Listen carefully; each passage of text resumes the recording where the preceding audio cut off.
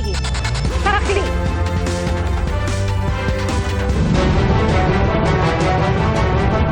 Bago sa saksi, sa pamamagitan ng sulat, sinabi ni dating Pangulong Rodrigo Duterte sa International Criminal Court Pre-Trial Chamber na hindi na siya dadalo sa pagdinig ng confirmation of charges. Sinabi ni Duterte sa kanyang sulat na ipinauubayan niya o waive ang kanyang karapatan na dumalo sa pagdinig at naiintindihan niya ang posibleng maging epekto nito. Ipinauubaya raw niya sa kanyang abogado at sa team nito ang pagsala sa mga ebidensya ng prosekusyon. Ayon sa dating Pangulo, hindi niya gustong dumalo dahil hindi niya kinikilala ang jurisdiksyon ng International Criminal Court.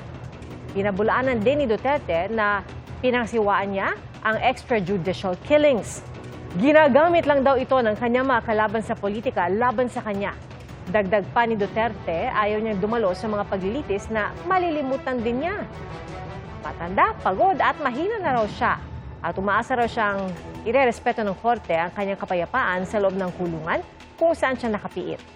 Nakadetine si Duterte sa The Hague, Netherlands para sa kinakaharap na kaso ng Crimes Against Humanity sa ICC. Nasagip ng PNP Anti-Kidnapping Group ang negosyanteng dinukot sa Mandaluyong City. Nakakuha ng tsepa ang mga operatiba matapos maibigay ang 4 na milyong pisong ransom sa mga suspect.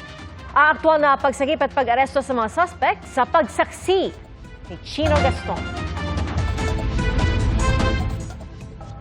Pinadapa sa kalsada ng mga tauhan ng PNP Anti-Kidnapping Group ang 3 suspect na ito na sangkot sa pagdukot ng isang negosyante sa Mandaluyong City.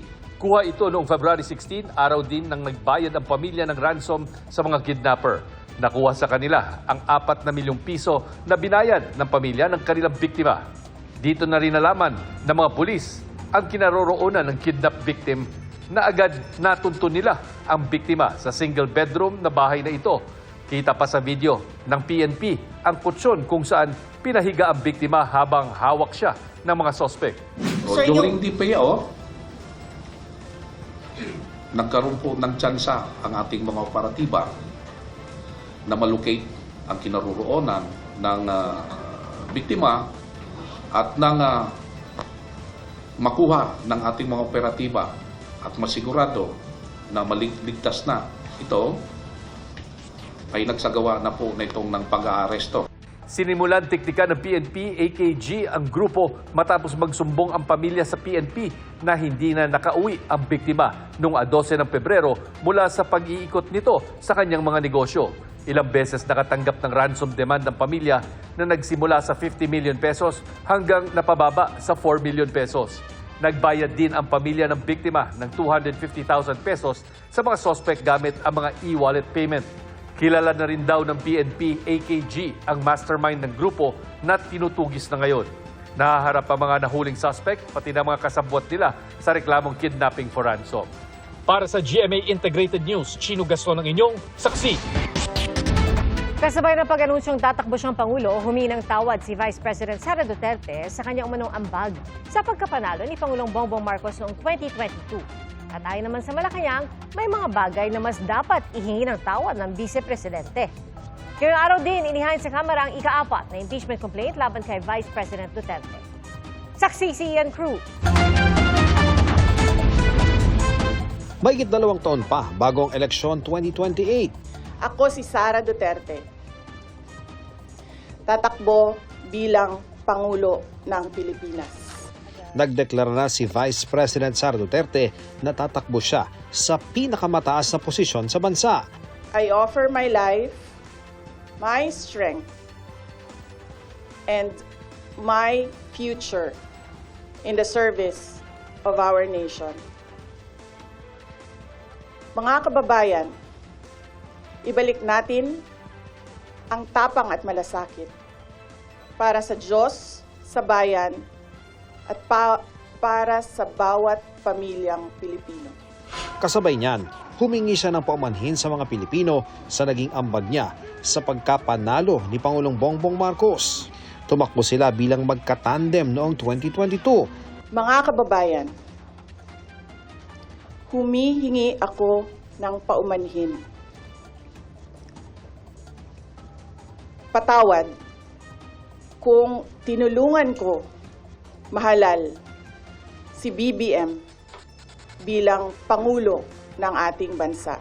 Sa kanyang talumpati kanina, ipinaliwanag ng bise ang umano'y mitsa ng lamat sa pagitan niya at ng dating katandem sa Uniteam. Sa unang mga buwan ng aming mga termino, nakita ko na ang kawalan ng katapatan ni Bongbong Marcos Jr. sa mga pangakong binitawan noong kampanya. Pati na sa kanyang sinumpaang tungkulin para sa bayan.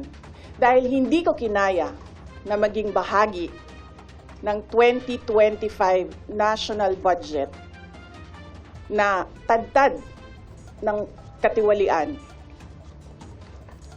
Pinili kong umalis sa kabinete kahit alam ko na mula pa noong 2023 na ang magiging kapalit ay ang aking impeachment. Patawad. Kung hanggang ngayon ay marami pa ring Pilipino ang nalulunod sa baha ng dahil sa malawakang korupsyon. Matapos ang anunsyo, hindi na muna pinaunlakan ang mga gustong magtanong sa bise. First question. Next time na ang question. Oh. Thank you. Okay. Morning. Iniwan ko kay JC yung kabuuan ng speech.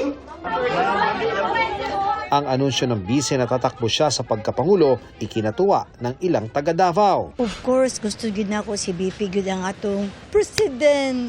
Mahilak yung kong gini. Actually, deserve yun kayo. Kay actually, diri sa Davao, ato naman yung na patunayan na naadjud siya na-achieve and then maayod po siya namuno. Tugon naman ang palasyo sa plano ng bise. Good luck. Yan din daw mismo ang sabi ng Pangulo.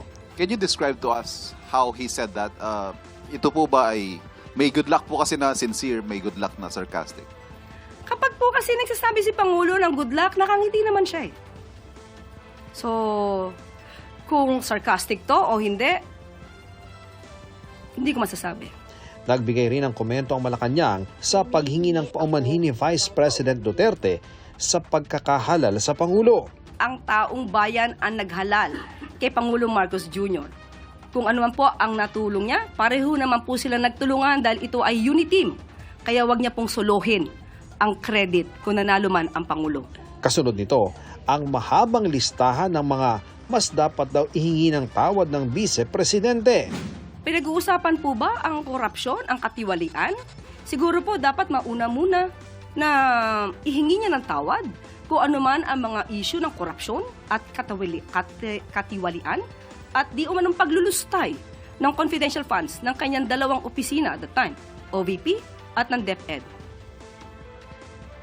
Dapat din daw humingi ng tawad ng bise para sa extrajudicial killings, sa pagbabanta sa buhay ng Pangulo, sa pagpapakalat ng fake news, sa palpak daw na pamamalakad sa DepEd at ang paninira raw sa administrasyon. Sinagot din ng palasyo ang mga banat ng bise na lubog sa baha ang bansa. Bagay na nangyari rin naman daw noong panahon ng kanyang ama. Inanunsyo ng bise ang desisyon nitong tumakbo sa pagkapangulo sa gitna ng kinakaharap na impeachment complaints at halos isang linggo bago ang confirmation of charges hearing sa kaso ng amang si dating Pangulong Rodrigo Duterte sa International Criminal Court. Para sa Makabayan Block, taktika raw ito para mapigilan ang pag-usad ng impeachment case laban sa kanya. Malinaw na kalkulado yung timing ng announcement bago isa lang at lumarga yung impeachment complaint laban sa kanya sa Kongreso. No, siguro tingin niya, matatakot niya, masisindak niya ang mga kongresista dahil patakbo siyang presidente. Pero makikita natin na dahil napakatibay ng batayan sa kanyang impeachment, hindi obra yung ganyang mga gimmick at malalantad muli, no, ang kabulukan sa ginawa niya sa confidential funds. Ito yung attempt nila para i-reframe yung narrative na lahat ng nangyayari ay dahil sa takbo siyang presidente. Hirit naman ni Senior Deputy Minority Leader Representative Edgar Erice. Kapag kinonvict si VP Sara, magagalit yung kanyang supporters, which is about 30+% ngayon, baka mag-gather pa ng public sympathy, baka kahit sinong Duterte ang lumaban, manalo. 3 impeachment complaint ang hawak ngayon ng tanggapan ni House Speaker Bogie D. at hinihintay ng mai-refer sa House Justice Committee. Kabilang sa reklamo ang isyu ng maanomalya umanong paggamit ng confidential funds ng OVP at DepEd. Umano'y panunuhol sa mga opisyal ng DepEd, pagkontrata sa isang gunman para umano'y ipapatay ang Pangulo, First Lady at dating House Speaker. Hindi pagdeklara ng lahat ng kanyang mga ari-arian sa kanyang salin at pagsusulong ng political destabilization at sedition. Kabilang din ang mga yan sa inilatag ng mga basihan sa ika-4 na impeachment complaint laban sa bise na inihain kanina sa Office of the House Secretary General. Inihain ito ng isang attorney Nathaniel Cabrera at inendorso ni Manila 6th District Representative Benny Abante at House Deputy Speaker at La Union 1st District Representative Paulo Ortega. Sa isang pahayag, sinabi ng defense team ng bise na ang sunod-sunod na paghain ng reklamo ay hindi nangangahulugan na totoo ang mga aligasyon. Gaya raw ng mga nakaraang reklamo ay tutugon sila dito sa tamang panahon alinsunod sa konstitusyon. Para sa GMA Integrated News, ako si Ian Cruz, ang inyong saksi. Patuloy pang pagtugis sa Chinese national na nakuna ng CCTV na nagbaba ng drum na naglalaman umano ng chop-chop victim mula sa isang kondominium sa Pasay. Arestado ang kanyang kasamahan na kumontrata umano sa van kung saan isinakay ang drum. Saksi si Chino Gaston. Gabi ng February 15 nang madiskubre sa Maynila ang isang drum na may lamang putol-putol na labi ng isang tao na hinaluan pa ng sauce ng kimchi. Sabi ng isang mangangalakal, ibinenta raw sa kanya ang drum ng isang lalaking sakay ng van. Ang drum, pinaniniwalaang ng pulisya na ang drum din na nakuna ng CCTV na itinutulak ng isang lalaki gamit ang trolley sa isang kondominium sa Pasay City. Parehong silyado ng plastic ang ibabaw ng drum at pareho ring may puting marking. Tila mabigat ang drum kaya nagpatulong pa ang lalaki sa security guard ng kondo para isakay ito sa elevator. Sa loob ng elevator, kitang nagpupunas pa ng pawis ang lalaking kinilala na pulisya bilang isang Chinese national. Sa ibaba ng kondo, isang puting van ang nakuha ng nagmamaniobra. Sa pagkakataong yun, ang lalaki may kasama ng isa pang lalaki na nakapantalon. Ayon sa pulisya, natuntun nila ang kondominium nang magsumbong sa kanila ang driver at ang may-ari ng puting van. Inupahan lang daw sila noong araw na yun. Nang mapanood nila ang ulat tungkol sa drum na may lamang chinap-chap na tao, doon na sila dumulog sa pulisya. Yung driver at saka yung may-ari ng van, napanood nila sa TV. So nag-report sila sa isang kaibigan, nagpatulong sila mag-report sa Napolcom. So yung Napolcom po naman, tumawag dito sa HPG. Kwento raw ng driver ng puting van sa pulisya, hindi siya naghinala sa laman ng drum dahil lipat bahay lang ang paliwanag ng mga sospek. Itinuro rin niya kung saan niya pinikap ang drum. Napasok na ng pulisya ang condo unit ng mga sospek at doon nakita ang mga bakas ng dugo at iba pang ebidensya. Andun pa yung blood stain, yung unan, ang daming dugo, tapos meron pa yung mga parang karkasis ng katawan. At saka yung map meron pang dugo na talagang nilinis na rin talaga, pero meron pa rin talaga mga dugo na naiwan doon sa master's bedroom. Arestado ang lalaking nakapantalon sa CCTV na ayon sa pulisya ay ang siyang kumontrata sa van. Pero hindi raw ito nagsasalita. So in-invite po nila dito sa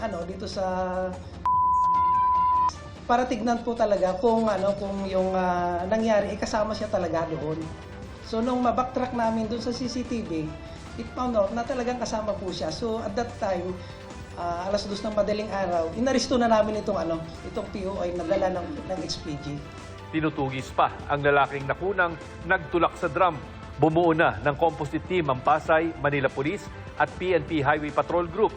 Inaalam pa rin ang pagkakakilanlan ng biktima at mga sospek. Para sa GMA Integrated News, ako si Chino Gaston, ang inyong saksi.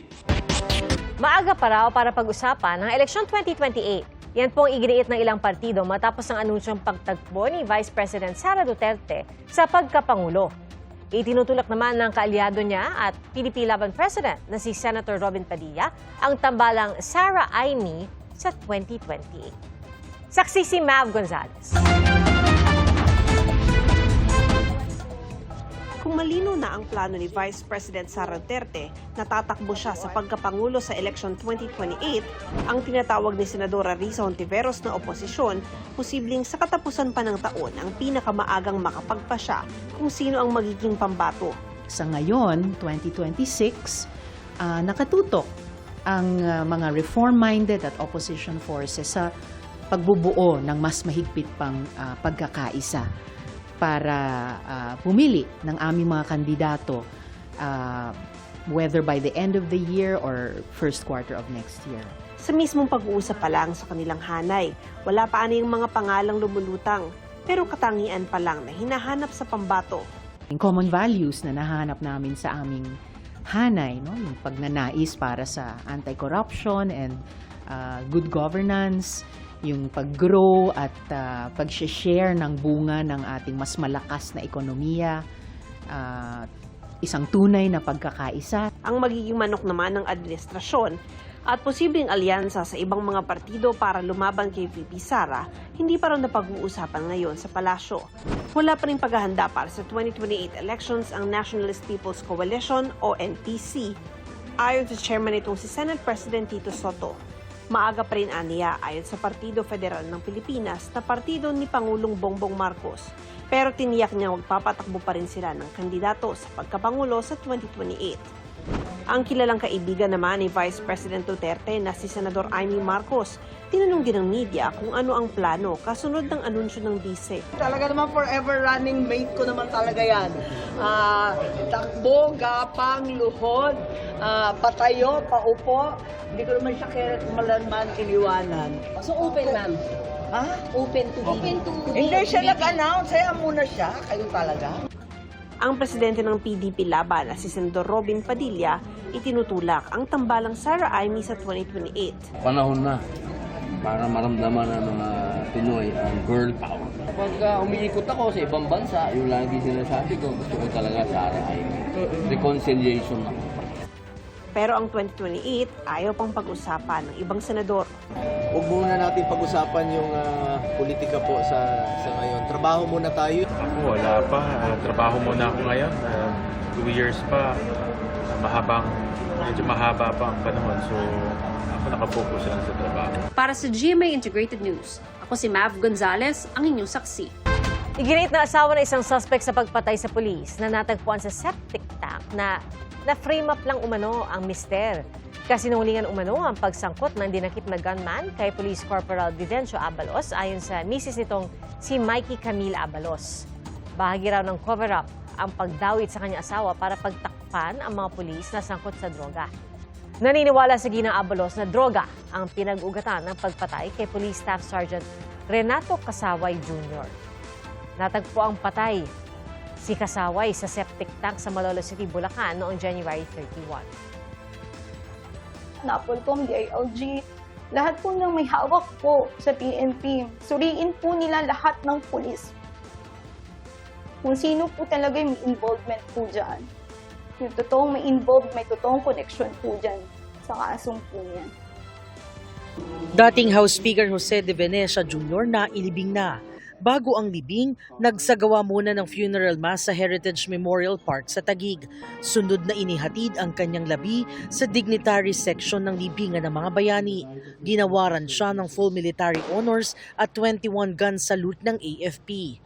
Kabilang sa matataas na opisyal na nakiramay, sina Defense Secretary Gilbert Eudoro at dating Pangulo at ngayon Pampanga 2nd District Representative Gloria Macapagal Arroyo. Sa gitna ng kabi-kabilang panguhuli ng United States Immigration and Customs Enforcement o ICE agents, nagbigay ng payo ang isang US immigration lawyer para maprotektahan ng mga Pilipino ang kanilang mga karapatan. Ayon kay Attorney Michael Garfinkel, hindi basta-basta nakakapasok sa mga bahay ang mga tauhan ng ICE na walang dalang warrant na pirmado ng isang judge. Huwag daw sila agad pagbuksan ng pinto. Sakaling masilbihan ng judicial warrant o maaresto, ipagbigay alam ito agad sa inyong abogado. Maigi raw na huwag tumakas. Sumunod muna sa mga utos ng ICE agents at ipaglaban ang inyong mga karapatan sa korte. Bilang paghahanda sakaling makasalubong ang mga tauhan ng ICE, sabi ni Garfinkel, laging dalhin ang inyong passport at visa at mga dokumentong nagpapatunay sa tagal ng pananatili sa Amerika. Sa US Senate hearing kamakailan, napag-alaman na planong gumastos ng gobyerno ng Amerika ng $38.3 billion hanggang sa katapusan ng taon para sa detention center ng mga inarestong immigrant at nakatakdang ipadeport. Para sa GMA Integrated News, ako si Jamie Santos, ang inyong saksi. Aabante sa round of 16 sa Dubai Tennis Championships ang Pinay tennis player na si Alex Ayala. Kasunod po yan ang pagkapanalo niya kontra sa world number 8 na si Jasmine Paolini ng Italy sa round of 32. Nagpakitang gilas si Ayala sa unang set pa lang na natapos sa score na 6-1. Dikit ang laban sa pangalawang set at humantong pa sa tiebreak pero pumabor pa rin ito kay Ayala sa score na 7-6. Sunod na makakalaban ni Ayala ang pambato ng Romania. Nagliyap ang bahagi ng isang convenience store sa New South Wales sa Australia at maya-maya isang lalaki ang tumakbo palabas habang nasusunog ang kanyang damit. Naapula naman ang apoy pero ayon sa mga pulis, nawawala ang kaha ng pera ng nasunog na tindahan. Pinaghahanap din ang lalaking nakuna ng video at ang isa pa niyang kasama. Nakaladkad ang asong nakatali sa isang tricab sa Villanueva, Misamis Oriental. At ayon sa pulisya, kamag-anak na may-ari ng aso ang driver ng naturang tricab. Hindi umano niya namalayan na nakatali pang aso sa sasakyan ng paanda rin ito. Itinatali raw ang aso sa tricab tuwing gabi bilang bantay nito. At agad naman daw tumigil ang driver ng tricab nang sabihin ng ibang motorista tungkol sa aso. Nasa maayos na lagay ng aso at naibalik na rin sa amo nito.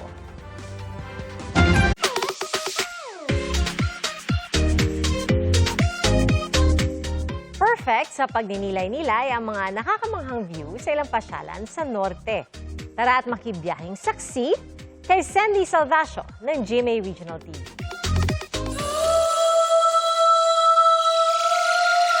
Mapa sunrise o sunset, perfect destination ang Mount Olis Viewpoint sa Atok Benguet. Malapainting sa ganda ang view, samahan mo pa ng malamig na panahon. Tanaw din sa taas ang Cordillera Mountains. Baka may mag-relapse dyan, ha?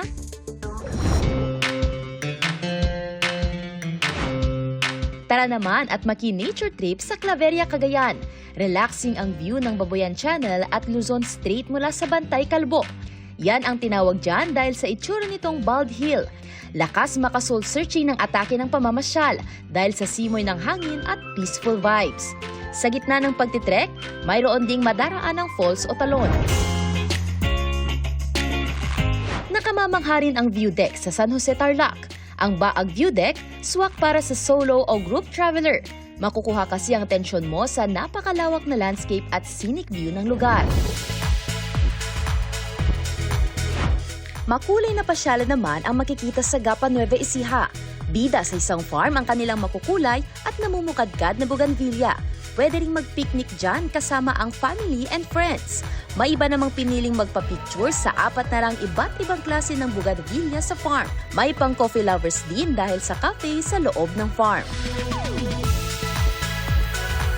Para sa GMA Integrated News, ako si Sandy Salvacio ng GMA Regional TV, ang inyong saksi. At salamat po sa inyong pagsaksi. Ako po si PR Kanghel. Para sa mas malaking misyon at sa mas malawak na paglilingkod sa bayan. Mula po sa GMA Integrated News, ang News Authority ng Filipino. Hanggang bukas, sama-sama po tayong magiging saksi! Mga kapuso, maging una sa saksi. Mag-subscribe sa GMA Integrated News sa YouTube para sa iba't ibang balita.